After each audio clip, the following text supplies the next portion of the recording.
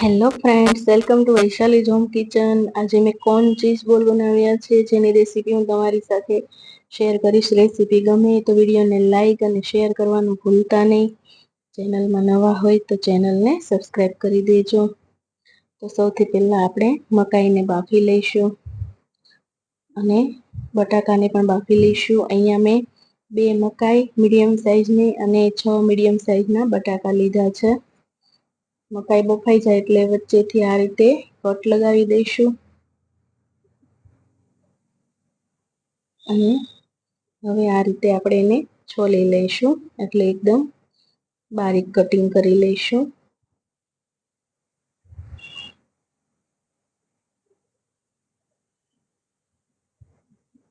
આપણી બધી જ મકાઈ સરસ રીતે કટ થઈ ગઈ છે. હવે આપણે બટાકાને મેશ કરી લઈશું.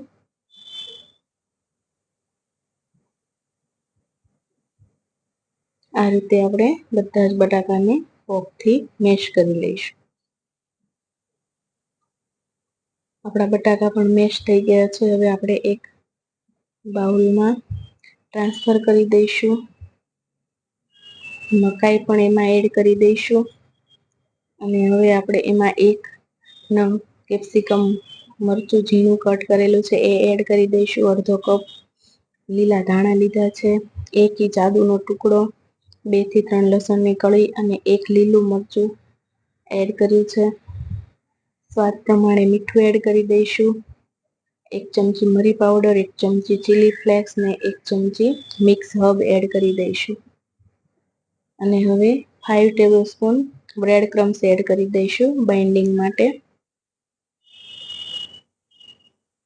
હવે હાથેથી જ આપણે સરસ રીતે મિક્સ કરી લઈશું.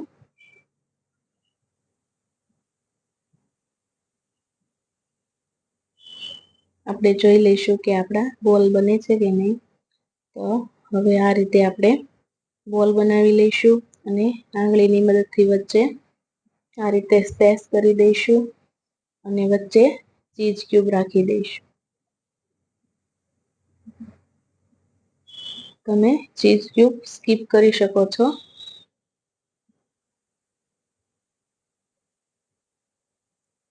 આ રીતે આપણે બધા જ કોર્ન બોલ બનાવી લઈશું.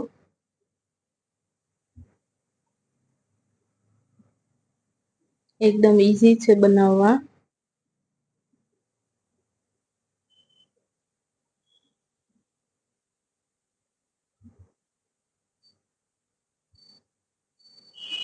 આપણે બધા જ કોર્ન બોલ બનાવી લીધા છે. હવે આપણે બહારથી બ્રેડ ક્રમ્સ લગાવી દઈશું.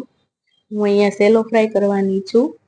અપમ પેન આવે એમાં, જો તમારે ડીપ ફ્રાય કરવું હોય તો કોર્નફ્લોરની સ્લરી કરી પછી બ્રેડ ક્રમ્સ લગાવવા. હવે આપણે એમાં અડધી ચમચી જેટલું તેલ એડ કરી દઈશું બધા જ ખાનામાં અને તેલ ગરમ થાય પછી જ આપણે ચીઝ બોલને ફ્રાય કરીશું.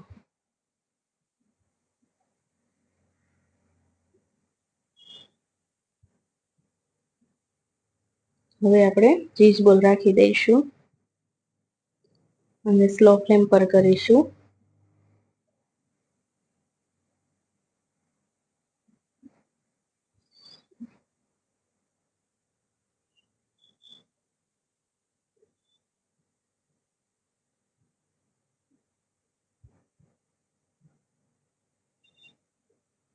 આ રીતે તળાતા 5 થી 6 મિનિટનો ટાઈમ લાગે છે. આ રીતે આપણે થોડું થોડું ટર્ન કરતા જઈશું. હવે આપણા ચીઝ બોલ સરસ રીતે ફ્રાય થઈ ગયા છે. આ રીતે આપણે એને બહાર કાઢી લઈશું. હવે આપણે એક ચીઝ સ્પ્રેડ બનાવીશું અથવા તો હેલ્ધી મેયોનીઝ. એના માટે 1 કપ કાજુને 15 મિનિટ માટે ગરમ પાણીમાં પલાળીને રાખેલા હતા. એને મિક્સર જારમાં એડ કરી દઈશું. 2 ક્યુબ જેટલું આપણે ચીઝ લઈશું અને અડધો કપ આપણે દહીં લઈશું.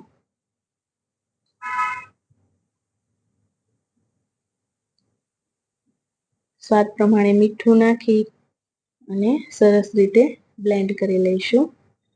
મને હજી થોડું થીક લાગે છે તો આપણે થોડું પાણી એડ કરી દઈશું અને ફરીવાર મિક્સર ચલાવી લઈશું.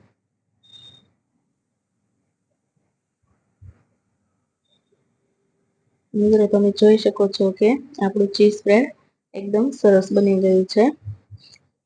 તમે જો બાળકોને હેલ્ધી ખવડાવવા માંગતા હોય તો આ રીતે ઘરે ચીઝ બ્રેડ સરળતાથી બની જાય છે. હવે આપણે બોલ પર આ રીતે પોર કરી દઈશું. આ રીતે આપણે કોર્ન બોલ ખાઈએ તો ખાવામાં ખૂબ જ મજા આવે છે. હવે ઉપરથી આપણે મિક્સ હર્બ અને ચીલી ફ્લેક્સ સ્પ્રિંકલ કરી દઈશું.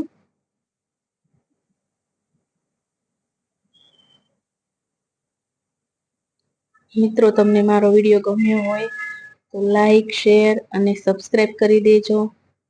કમેન્ટ કરવાનું ભૂલતા નહીં. મળીશું આપણે એક નવા વિડીયો સાથે. Thank you. Bye bye.